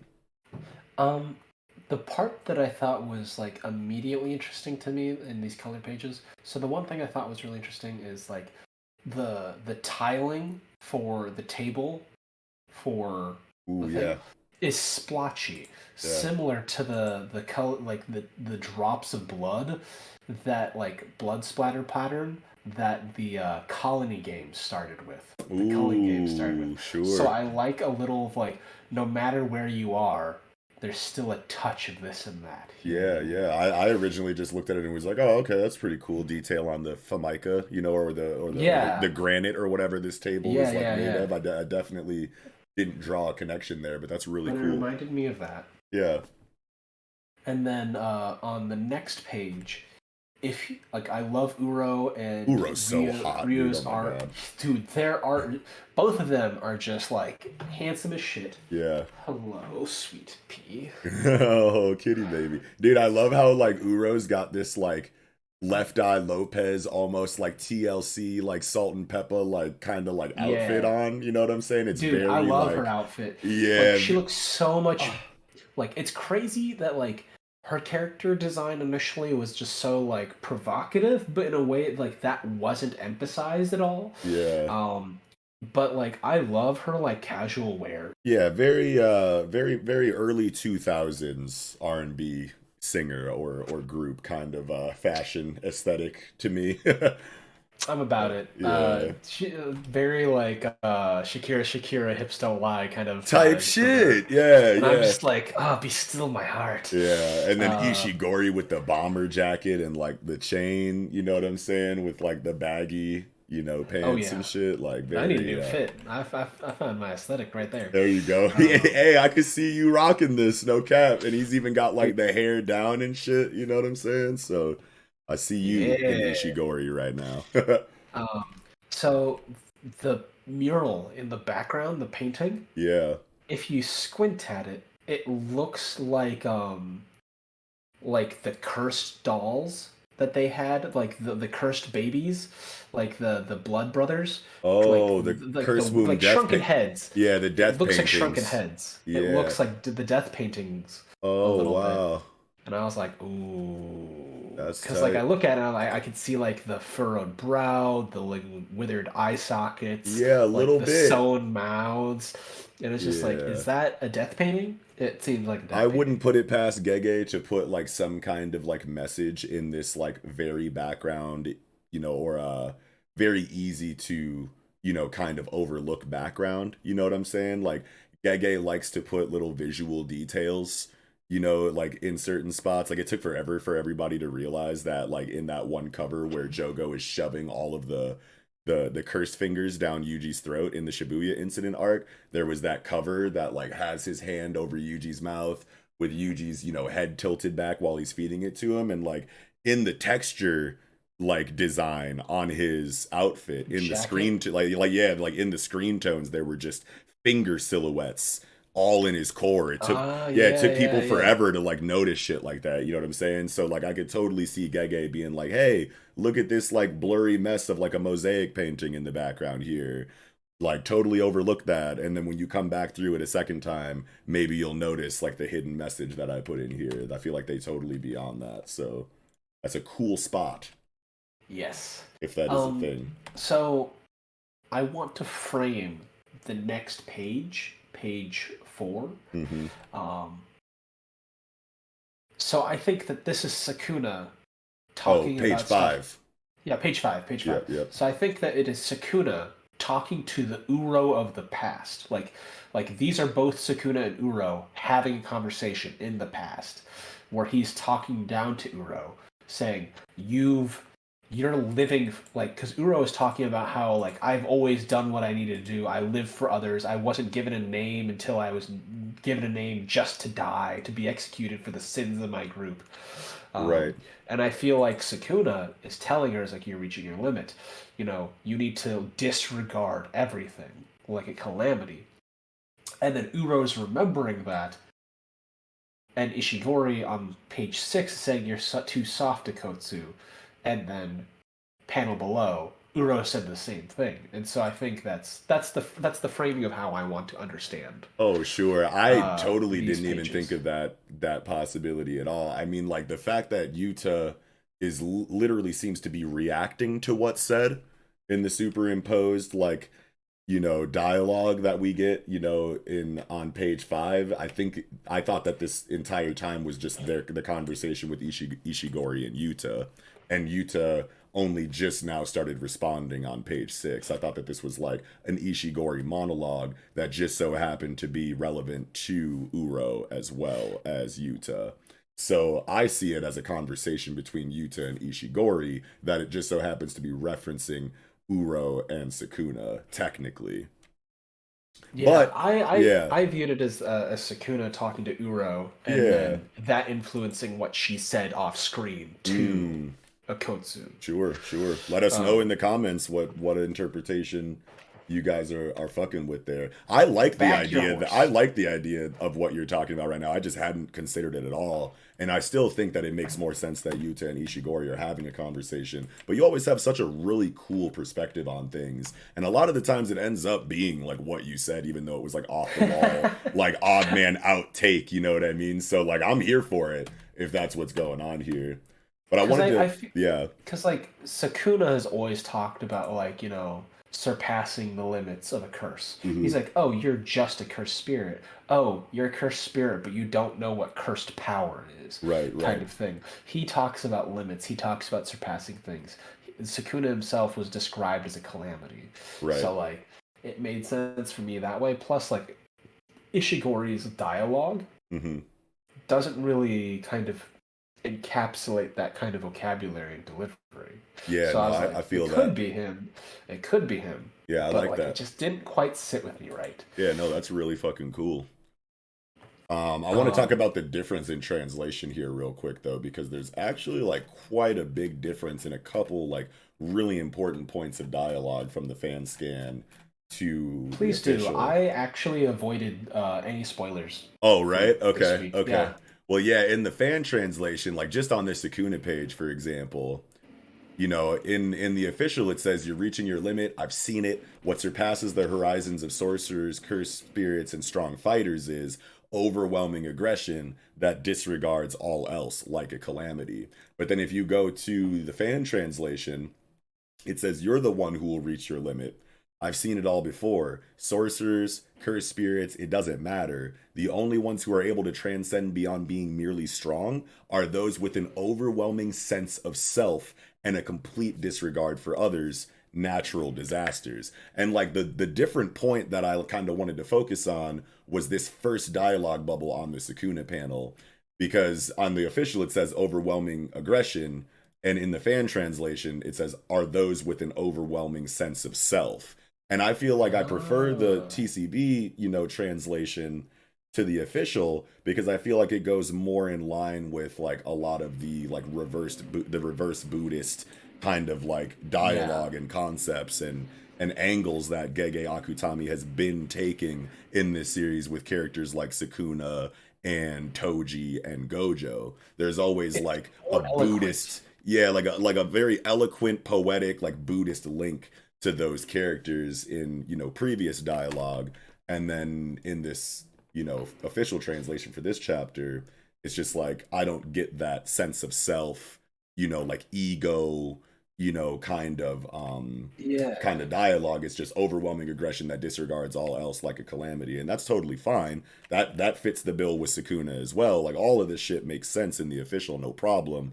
But I think I just prefer the That unofficial instance, translation yeah. just because it triggers that feeling of, oh, this is being tied back to Buddhism in some way.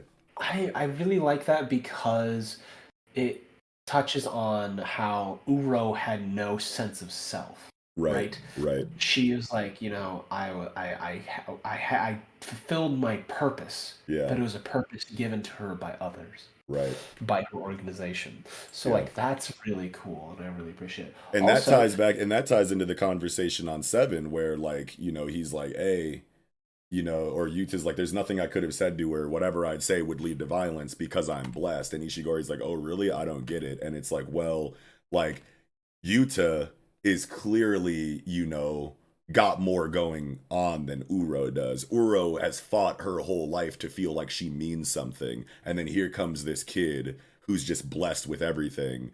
It's like, yeah, self-possessed. yeah, knowing that, it's like there's nothing I can say to her. She's going to see me as a privileged kid who she needs to take down to prove something to herself, no matter what, just because we lead entirely different lives. And she kind of might be jealous of my situation, considering her Yeah, upbringing. So, like, that's kind of like how I took it. It's like no matter what I say to her, we're going to start throwing hands because she thinks it's not fair that I have the status that I do versus her and her upbringing. So, nothing I'm gonna say is gonna reach her because she doubts the validity of all my claims based on the inequality of our circumstances. boom, there you go. Beautifully said. Like it's like it's like sometimes the rich kids that talk about like, oh yeah, I put myself through school, la da da da da, I built my own business and stuff, and I'm just like, What does that mean to me? I'm homeless. I'm eating fucking chicken bones out the fucking yeah, like garbage every fucking day. I lived for months off fucking rice and fried onions. Right, Okay, right. like I was like, and the thing is, my great grandfather was a millionaire, like a literal self-made millionaire in China, like Yeah, before the communists took over and like did the whole redistribution thing, right. and like, and that's a whole conversation for another day. But For like, sure, for it's sure. just like, the circumstances of your birth and what you have immediately available to you definitely makes a change in Yeah, everything around you. Like, and so I totally understand Uro's frustration with Yuta right, because she doesn't. She's like, I didn't even get a name until I was supposed to die. right. Like, Yeah. It's a really interesting, conclusion to, ooh, this stretch of storytelling in Sendai Colony. Because like Gege Akutami is really good at just introducing characters that have these, really interesting philosophies, and they are always introduced saying like really profound and poetic things, that make you think a lot. You know what I mean? Like they say such, you know, impactful and memorable dialogue, but what's so impactful and memorable about it is like what can be inferred on the subtextual level, because they do use a lot. Like Gege Akutami is really good at subtext to the point where it's like we have a hard time really trying to figure out exactly what certain characters mean by what they say until much later, when their character arc is a lot more yeah, fleshed out and we have a better bird's eye view of their philosophy and their character in general. And it just keeps you guessing all the way up until that point, because the writing is done so well. The dialogue and the exchanges that they have leave so much room for interpretation in a lot of different directions, and that's what makes compelling dialogue and compelling character arcs, especially if you're going to keep characters relatively mysterious the entire time you're focusing on them. yeah. So Gege's mastered that. What you just said is almost like not quite bar for bar, but like something very similar to what one of my buddies said about what he likes about Game of Thrones Mm-hmm. when it comes to Game of character. Thrones, George R.R. Martin is a master of subtext, man. Like right up there with like Quentin Tarantino and fucking like Yeah, Martin Scorsese, and creators that put a lot of emphasis in, regular mundane conversations that mean so much more than what the literal verbatim words are saying. yeah. There's something here. She's like, page 7. She kept bringing something up. Was it a lover's quarrel? Something like it. And then, so that adds another layer. If Uro was talking to Sukuna, she hates Yuta because she sees Yuta having everything she wanted, which might include Sukuna. Mm, Because Yuro did not get Sukuna. She did not get a sense of self. She did not get a thing, and she fought all the time. She says Yuta, who has self possession, is powerful, has a name, and has a ring and a powerful cursed spirit that he is bonded to. So he like if Rika is to Yuta what Uro wanted from Sukuna, she obviously hates Yuta. Wow. Because he literally has everything that she felt like she wanted or deserved. Yeah. Wow, that's a really cool way of looking at it. That's like a really tight link if that's a thing. Because he was like a lover's quarrel, and I was like, what does that mean? Yeah. And that's what got me on the whole idea. Like this is an idea that I had after my third read through. This I was just like, what's going on here? I like that a lot. And then I like Ishigori's like response, like, stop acting like it's a pain, okay? Like, people's feelings are important. Yeah, this is another page that like had a really different, situation in the translation, right? Because in the official, she kept bringing something up. Was it a lover's quarrel? Something like it. Stop acting like it's a pain. There's nothing I could have said to her. Whatever I'd say would just lead to violence because I'm blessed. And then in the unofficial translation, that woman wouldn't stop whining. Are you guys on a lover's tiff?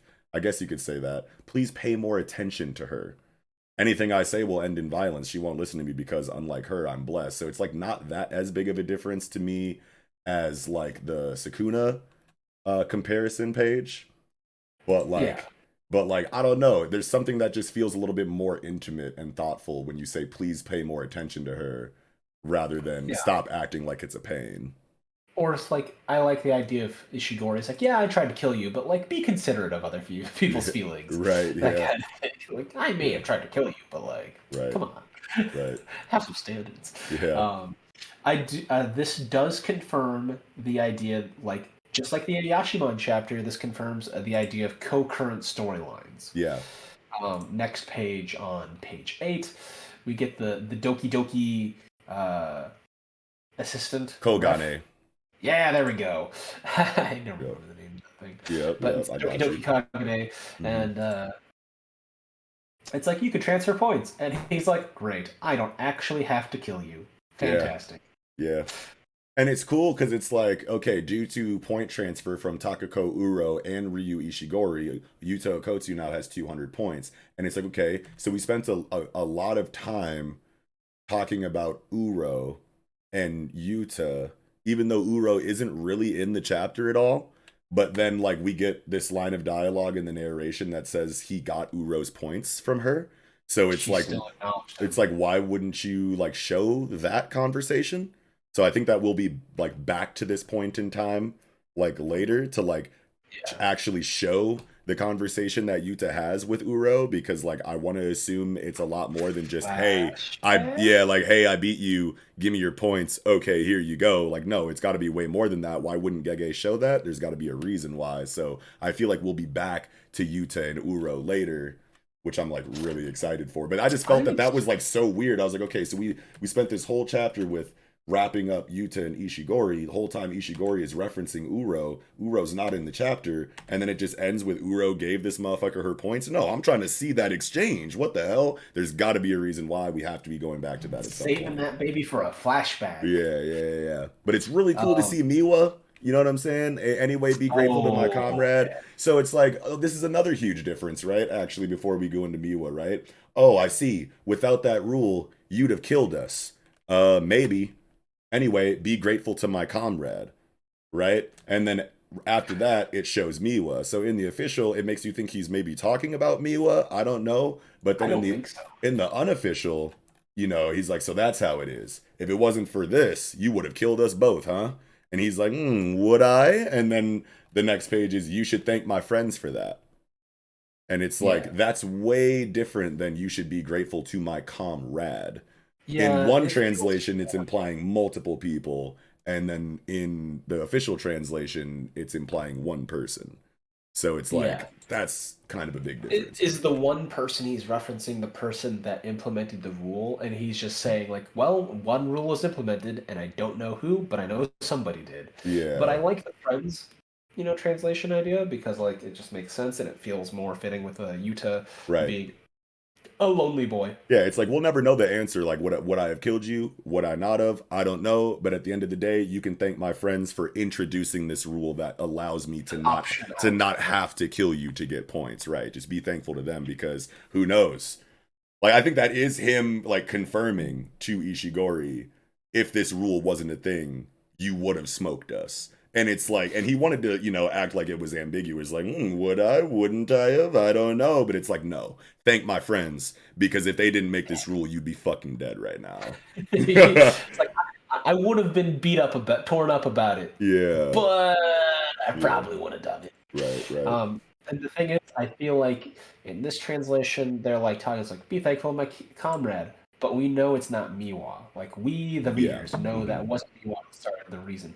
I And, was like, just I was just saying like one might assume maybe that he's talking about Miwa since he said my comrade and then it instantly panels over to a flash of Miwa. So well, just in case anyone may have interpreted it that way, this is us going out of our way to say we don't think that's what's happening right now. yeah, I don't think it's that way, and I think it's purposefully done that way to foreshadow the opposite, where I Mm, think that Miwa is going to cause a lot of suffering, in the mm, opposite of what Yuta was saying. Be thankful for my comrades, yeah. and Oh, but this Miwa is going comrade to is pissed because this her comrade fucking is gonna fuck yeah. shit up. This She's going to comrade destroy things. yeah, she's got a chip on her shoulder because her boyfriend got smoked in the last arc, and she fucking put all of her will into determination into stopping Kenjaku just for her strongest attack to be caught by bare hands and her weapon broken at the snap of a finger. Like that was probably so demoralizing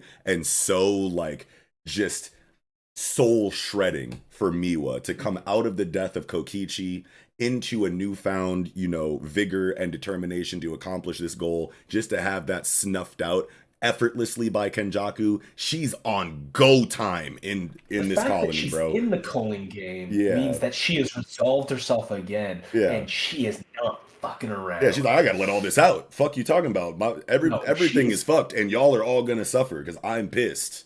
I'm gonna make it everyone's problem. And Type like, shit. I really want to see her just like stop apologizing and just go batshit insano like Drano, because like she was like such a sweet character. Like Gojo's like she's my type, and then Gojo gets sealed. The Shibuya incident traumatizes literally everyone, Hmm. and then what happens after that? Yeah. Like like you know there's this tweet that I occasionally see that pops up again. It's like, you know what? There's no nice gay people left because you bullied the rest of us to death. There's Mm, only the mean roach motherfuckers left. yeah. And part of me is just like, there's no more nice sorcerers left. Yeah. You've killed them all You're or right. traumatized them. They have stopped giving a shit. Yeah. And like I want to see Miwa go hard. Yeah, me too. Me too, Uh, because her shit has been like so like teasy, right? Like in the exchange festival, she goes up against Maki, and this is the first time that we hear about simple domains, and you're like, oh shit, what's a simple domain? And then you get the explanation of her like Bato Jutsu sword drawing technique and how it's supercharged with curse energy, and you're like, hell yeah, I'm trying to see that. Instantly gets countered by Maki and just completely no diffed, and you're like, well, all right then. Then we get newfound vigor. Miwa at the end of Shibuya, boyfriend just died, super pissed, ready to get revenge on Kenjaku. Here's her moment. Boom. Completely no diffed again, like entirely countered. You don't get to see shit, and it's like, well, damn, is Miwa ever gonna get her moment? And it's like, oh, wait a minute, we might get it here in this battle royale. Every man for themselves culling game battleground. Like this is the perfect time for her to really just let all of that shine. frustration out in a way that will be positive for her and not just end in instant counter one shot no diff like it has been historically up until this point. So I'm She's dumb my excited, underdog. man. She's Yeah. my underdog. Shine, you crazy damn and go. Oh yeah. Like, I'm all the uh, stocks are going into Miwa now until we see what's cracking. Like I got all my eggs in that basket. Like I cannot wait to get focused on that. It's amazing how pumped I am about Miwa, and she's only in 2 panels with no dialogue. Mm-hmm. She's literally walking through a ruined city, Yeah. like the man with no name kind Right. of like vibes. It's just that cinematic, potency that we get in Gege Akutami's, art and chapter composition. It's like that's all he needs to show you. You know what I mean? And then just history of the story lets you know that this chick is not playing this time, so it makes you that much more excited because we didn't get any dialogue. We just see a dead serious face with no background, and that's all you need. Yeah. But Oh man. And yeah, then man. this fucking weirdo. Charles Bernard. I don't Another like him. yeah, He's a yeah. French fuck boy. I don't like him. Well, it's another example of what we were talking about earlier, where Gege is just like so good at introducing characters with such interesting, unique philosophies that they're bringing to the table, and the delivery of those philosophies being executed in such a brilliant way in the dialogue, being so heavy on the subtext. It's like they're having a totally, normal, mundane conversation, but that there's like a really deep message, underneath that to be interpreted. You know what I mean? And at the same time, it feels like, either like a metatextual like wink into, the thoughts and feelings of Gege Akutami themselves, maybe in the form of like a critique of the manga industry, with this argument that Charles Bernard is having with editorial about the art in his, manga not being very realistic, and just like the direction that the story is taking, not being able to handle all of the sporadic, like, different avenues that the writing is taking. I can't remember the exact dialogue, but he's like, hey, bruh. Oh yeah, it requires too much Yeah, the context. It's story hard to isn't strong grasp. enough for mixing genres the way that you're doing and shit like that. You know what I mean? And it's like, well, damn. It's like, are you saying something about your personal experiences as a manga creator, or are you like, what is this? You know what I mean? Like, it's really cool and like kind of awkward, to think about. Yeah, Yeah. I think that Bernard is a combination of some of the thought criticism, like his response to a lot of the criticisms that people give his artwork, and then also like a kind of like a slam on people that he believes, like, how do I phrase this? Yeah, it's tough. I know that Akutami has a history of, like, he literally has a beef with one of his first editors, Oh, word. like Yamazawa or something like that. Yamazawa. Okay. Um, like I he didn't know talks that. about it. I found like a series of like tweets about it. Like he drew about it. Drew a little comic about like, oh yeah, I hated my first editor. He's always a dickhead to Oh, me. wow. Okay. Okay. There we go. So like there's an element of this. They talk about how Gege. There was like I saw a Tumblr post that are like, yeah, no, there's a moment where like Gege will come into Shonen Jump and he'll get into yelling matches with his editor because they don't like what he's doing. They think he's doing like too much or too suddenly, and he's like, no, this is important to the story. It must be in there. Yes. Um, so Wow. there's elements of that. Plus, I think that Charles Bernard is a criticism of people that believe that like because they consume manga, that they know what they're doing. And I Mm. think it's a combination of multiple things: his tumultuous history with his editors, people's criticisms of his art, like the fact that like, oh yeah, what's up with all the scores? And comedy is horror. Your fingers are weird. Your art is sketchy. There's too much context that's required. And then there's also the slam of like the slam poking fun at the people. They're like, we consume so much manga, so we know what we're talking about. And he's Yeah. like, do you though? Do Right. you though? Do you This is how really you get come it? off to me. Like, Yeah. they're like, y'all are a bunch of fuckboys. I hate you. Yeah. Like, Yeah. so Wow. that I feel like he's an amalgamation of multiple aspects that he finds problematic within the industry or like the culture of consumption of media. Hmm. Um, there was one line that I really resonated that I quite liked. The whole because he's talking, it's like he's literally monologuing at this editor, like, what makes a manga creator? After all, they don't need a license. It's experience and hard. Like, that's a bit harsh. Books on shelves, that's old fashioned. The guy's like, your Japanese is pretty good. Actually, your Japanese is good. I'm Japanese. Well, so am I. Now you Yeah. know how I feel. like I feel that so much. Yeah, Like yeah. people are like, "Oh, your English is so good. You're so well spoken," and I'm like, "English is my first language, and I literally treated school like my job. I don't know what to tell you guys. Yeah, Like, of yeah. course I'm well spoken in English. If you like, I would I make you get that cry. sometimes too. That's like one of the worst ones. Like you speak so well, and it's like, It's like I'm it's so not low even key foreign. Why are you surprised that I speak well? What the it's fuck? so low key racist and Yeah. it's the otherizing aspect of language. They're like, oh, only people that are born here should speak good English, and I'm like, only people born here? You mean like Native Americans?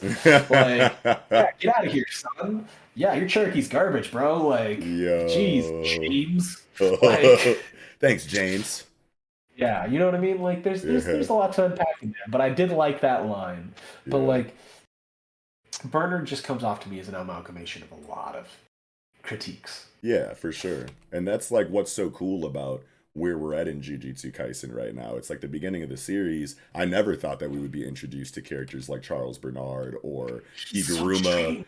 Yeah, or even Higuruma is just like so like not expected kinds of characters that you would think would show up in a story about humans versus demons. You know what I mean?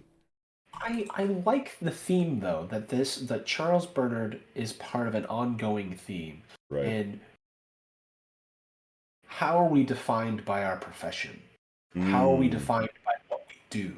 We are as humans defined by the sum of our actions. But how much of our actions are influenced by obligations, environment, like nature versus nurture.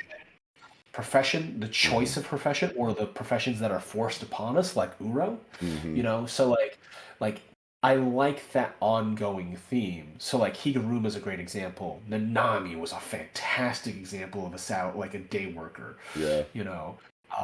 Charles Bernard, and that weird like stand-up guy, his name is eluding me, but Yeah. like he was a failed comedian, right? Yeah. Like people are Yeah. like, you're a failed comedian, and I liked the concept of it's like these people that you deem as failures still have potential in the form of cursed energy. And I Right. think that's Gege's thing. He's like, you may deem these people to not fit in your society, but that doesn't mean they're not Going to carve their own position into it. yeah, doesn't mean they're not going to have potential, doesn't mean they aren't going to change things up. And also, you should treat them with respect because no matter who you are, someone can fuck you up. Yeah. Yeah, and I'm really interested to see like what his fighting style is going to be like because we can be pretty confident that this is, one of the Junpei type, players in the culling game where they didn't eat, a cursed object or anything and, allow that ancient sorcerer to take over the body, Yeah. like Uro or Ishigori. This is going to be more of a Higuruma or a whatever the comedian's name is that we can't remember right now. Like all of those guys. Takaba? Yeah, yeah, yeah.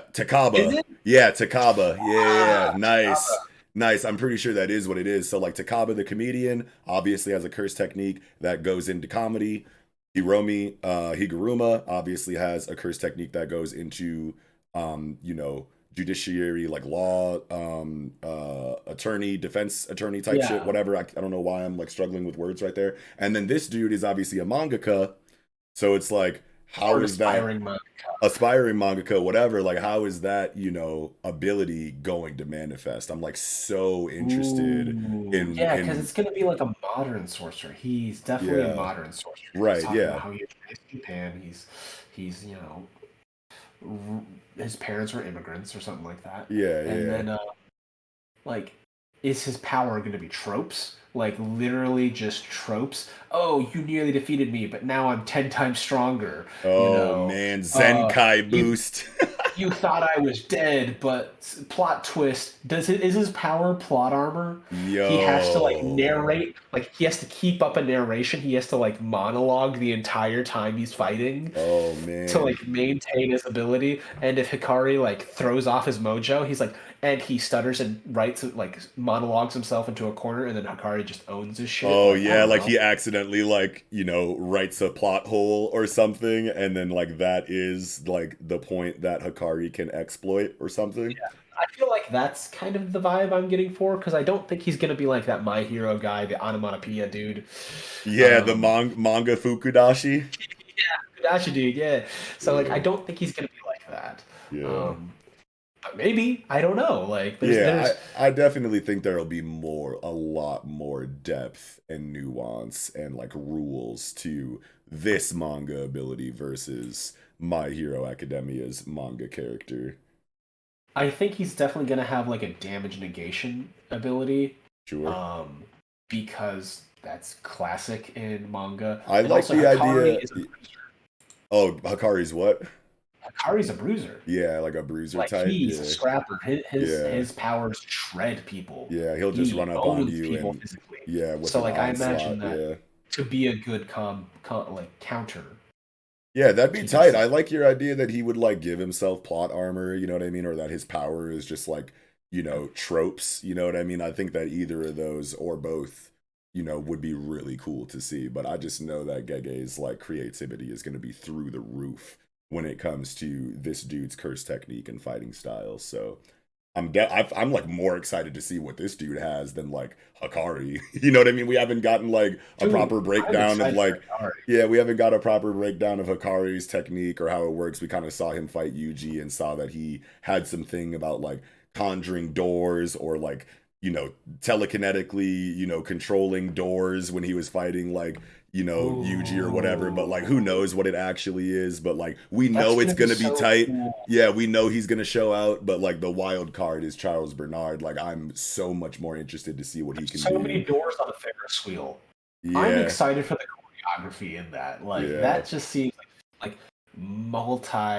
yeah, multi-platform fight. Like I'm for it. yeah. Uh, Hell yeah, man. oh man, is Charles Bernard just gonna do a bunch of famous manga catchphrases and just be like, Hey, "Shadow Jutsu"? yo, that'd be crazy. What if we like, that would be wild if like it got like that meta, you know what I mean? Where he's like Yeah, it's referencing like like what is that? actual Naruto or like actual Bleach or actual One Piece, It's because then potential. that would create like a very like weird situation in like the world setting of Jujutsu Yeah. Kaisen. It's like, wait a minute, One Piece and like My Hero Academia and like Chainsaw Man like exist in this universe as comics. I Like, don't. okay, that's Yeah, weird, but like, well, I let's could see see what he's it. got to do. I could Yeah. see that because that'd be kind of cool to see, like, because like Ayashimon has Shonen Jump, so Yeah. like maybe as an acknowledgement of that, there's Charles Bernard who is just like, yeah, no, I see you, I see you, Yeah, it's one thing Ichika. in Ayashimon where it starts off where that's the precedent, but like having us be almost 200 chapters into Jujutsu Kaisen before they introduce that element could be kind of jarring. But Yeah, it's where it's like, his ability mimics the shape and structure of other abilities yeah, from them. yeah, But you never know because yeah. it's all Shonen Jump, but like copyright's also a real bitch, so like you Yeah, I don't never know. know. Does it work like that inside of the same magazine that all of them kind of like live inside of? Yeah, Would it be a copy? Like, because I mean, like Kohei Horikoshi straight up put Denji in his comic, like yeah. Someone unashamedly. call Yeah, like Higuruma. I need a lawyer. I need someone to explain this to me. yeah, something like that. But who knows? We'll see what happens, I guess. But Um, I love that, like, for me, I said this already, but like Bernard seems like a fuckboy. Like I've met some European, like, I lived in China for a while hmm at a school for like for international students, hmm and there were some really French ass fuckboys that like dressed like that Oh hardcore, and I was like, shit. God damn it, I'm getting flashbacks. Well, all right Uh, then. and then like Akari himself, he's like, yeah, I like this sucks. I don't want to go here with a dude. I'm only here to scope you out if in case I bring a babe. And I'm like, Yeah, wow, these two are both fuck boys, and they're just gonna throw down. Like to me, that's hilarious, yeah, but also just like, oh my god. yeah. Um, Yeah, it's really, really exciting stuff, man. He even starts crying on the last page, and it's like, damn, you really took that to heart after you literally made him say that to you? Like, that was like the one thing he could have possibly said to you that you had to be expecting he would say after you say something that that would make me mad, so I have a reason to fight you. And he's like, oh, you're a mangaka? Well, I don't want to read your shitty book. It's like you knew after telling him to say something that would be the one thing to say, and you're so affected by it that you're crying. It's like, holy shit, you're a fucking drama queen, kid. That's why I thought Charles Bernard is like an amalgamation of like very flawed people that like, because like there's some people on like Twitter and stuff that literally just seem like they want to be offended by something. Oh yeah, you know what I mean? For sure. Like, oh, I want my feelings hurt so I can have an excuse to just go blah, blah, and word vomit at everybody around me, and I'm like, God. It's like the meme where it's like the dude on it's like the dude on like a bicycle pulls out a stick, puts it into his own spoke, falls over, and then goes like, thanks Obama, or like some shit. I'm waiting for the Charles Bernard meme where it's just like, oh, thanks Akari. Yeah. Yeah, we'll see if that gets made. Might have to All right, do it internet, myself. do your magic. Right. But yeah, he literally asked for his feelings to be hurt, and then he's just like, yeah. It's like, I wasn't expecting the real tears. I was like, real tears, bro? Really? I was like, damn, all right, well, can't wait to see you get your shit pushed in next week. He's obnoxious. I'm excited for him. I think he's a cool character. Oh yeah, he's totally being like introduced and initially characterized as like such a douchebag, but like it's Gege Akutami, so like by the end of this fight we're gonna fucking Ender's finger. And it's like, I'm sorry someone talked smack about something that you were personally invested in, but like that's their job. Yeah, but like, yeah, I don't know. I just know that like he's being introduced to be someone that like we're not supposed to like too much, obviously, but I just know that because it's Gege, like by the end of, you know, this fight or whatever, we're all just gonna fucking be head over heels in love for this guy. It's like, if you can make me love Reggie, it's like there's no characters outside of the realm of possibility to eventually hard to say from all these shitty characters. Yeah. Where's your pathos? Come on. Yeah, I'm ready. We gonna get it. Right here. Just hit me with it. Yeah, man. You got anything else for Jujutsu this week? No, I think we've covered up pretty much all the bases that I can think of. Hell yeah, that was a nice, juicy 40-minute conversation for Jujutsu this week. I'm real happy with it. But all right, I think that will do it for this chapter of Jujutsu Kaisen, and since My Hero Academia and One Piece are both on break, that will do it for this episode of the Project Manga Podcast. Thank you all so much for watching. If you did, slap a like on the video if you enjoyed the conversation. Hit subscribe if you're new here and you're enjoying the content that you've experienced so far. And as always, take a look at the description down below. That's going to be where you can find us on all of our individual social media accounts like Twitter and whatnot, where you can listen to the Project Manga Podcast wherever you normally consume your podcasts, Apple Music, Spotify, what have you. There's also going to be a link to our Discord, so you can come join the community that is ever growing and ever conversating in a multitude of different, channels. We got a channel for just about everything in there, and constantly adding more.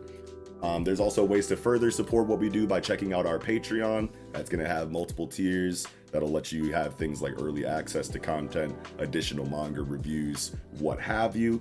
VODs for live readings and whatnot all are housed on the Patreon. So check that out if you want to throw us some scratch and continue to help us out in extra ways. But with all that said, that'll do it for this episode of the Project Manga Podcast. Wrapping up, I'm Knox.